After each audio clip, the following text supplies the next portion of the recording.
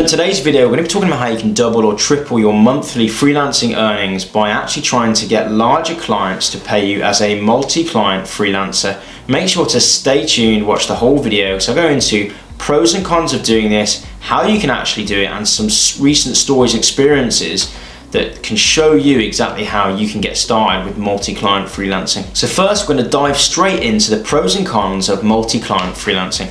The first obvious pro of multi-client freelancing is you actually have more income coming in. So you're earning more money as you're doing more work for different clients. What's the cons of that? Well, you have more paperwork. I have in my hand actually an NDA. You don't need to see all of it, but an NDA. Maybe I'll just... This is a piece of paper which is an NDA which I have to sign for another client, and what it means is it protects them in a way. From a non-disclosure agreement, protects them. So more paperwork is involved when you are freelancing for more than one client. You have to sign more legal documents, more contracts, you have to invoice more clients. So in general, it just multiplies the amount of paperwork that you need to do. But overall, remember, you're making more money and you're getting other benefits as well. So let's go on to the other pros. The next pro is you're gaining more experience. Remember, more experience counts in the marketplace, especially if you're getting more results and you can point to those results in future roles. For example, if you're doing one client at the moment and maybe you're working in a corporate environment, you're working for a client that doesn't have a lot of resources, they don't have a big team or a big budget, you're not able maybe to get the experience that you're looking for. Whereas if you're freelancing multi-client, you know that you have different experiences, they might have a different team, different challenges, and that just rounds you off as a freelancer and can get you to your income and freelancing goals faster. The next con, it's actually more stressful managing more clients. Even if you can manage the time, which is another consideration, it is going to give you a little bit more stress, especially if you're doing it just yourself. The third pro is that you can parlay this into a business. What does that actually mean? Well, you can turn this into your own freelancing business. If you're in marketing, for example, you can establish your own agency. If you're a developer, you can create your own web agency or web team. If you're a writer, a content writing business. If you're a teacher, a teaching business, whatever it might be, a consultant, a consultancy style business. So there are ways that if you're getting more and more clients in, you can actually potentially hire other freelancers or other local staff, and you can actually create a business around that.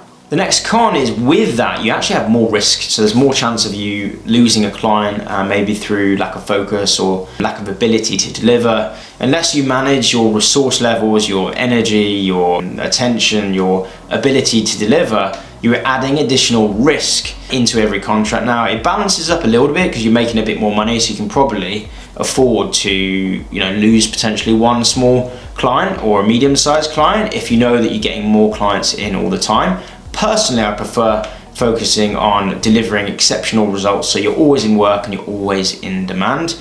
Now let's jump into a story or a very recent experience today even that I've encountered and experienced. So today I actually have a meeting with a larger client than I used to work with. When I first started portfolio freelancing, the average revenue I was getting for clients was maybe £200 to £500. This agency is slightly bigger. It's a sort of small stroke growing agency, and their total revenue for the business, I think, is over 2 or 3 million a year. So it's a small to medium sized business, 30 odd clients, 30, 40 clients, maybe staff of 30, 40 staff. And they engaged me with an informal meeting yesterday where I was informally interviewed, and then today I went in.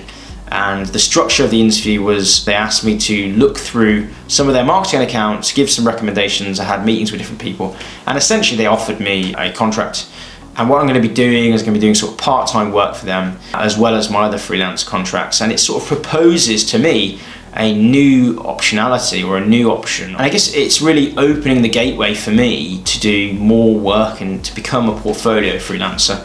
The other thing that's happening in my life is that I'm interviewing with some very large brands that everyone will have heard of on this video, that's watching this video.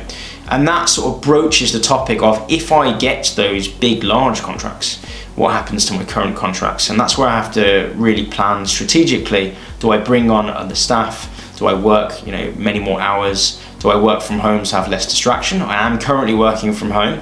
As you can see, this is where I do most of my work. To combat doing multiple clients, I have multiple laptops, multiple devices.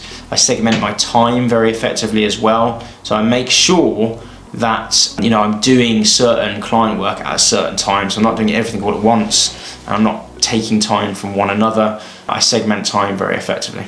So I guess the reason why I'm sharing my experience on this is because it's really nice transition. You know, if you're looking to have a business from this, I would guess this is the way one would start. You start, you know, having well-paid contracts, then getting a few more in, and suddenly, you know, I might be potentially on the verge of having a small agency and being able to hire additional staff to take on some of these contracts and help support me. So in the interim, I've actually been doing some internet-based research, and I think I could probably 10x the amount of people that are contacting me about work by actively contacting them.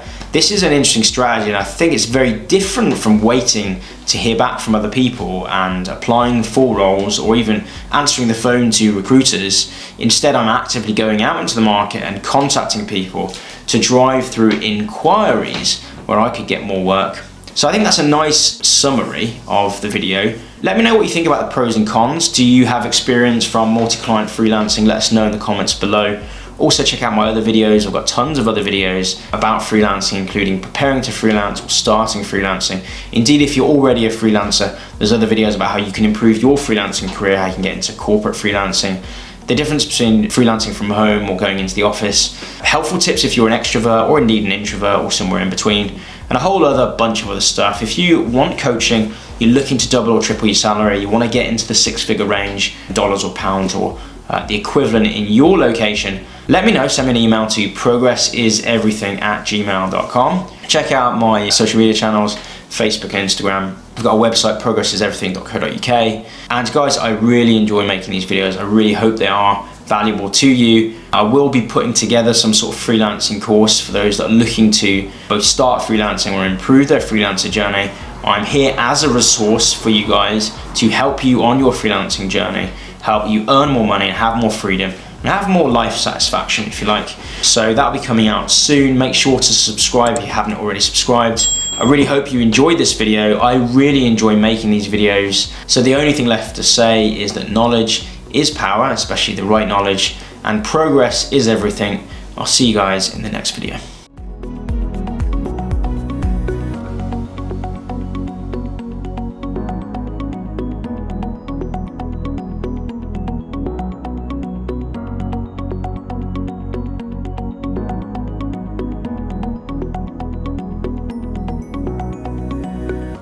Make sure you check out my other videos for tips, tricks and hacks, as well as other pros and cons.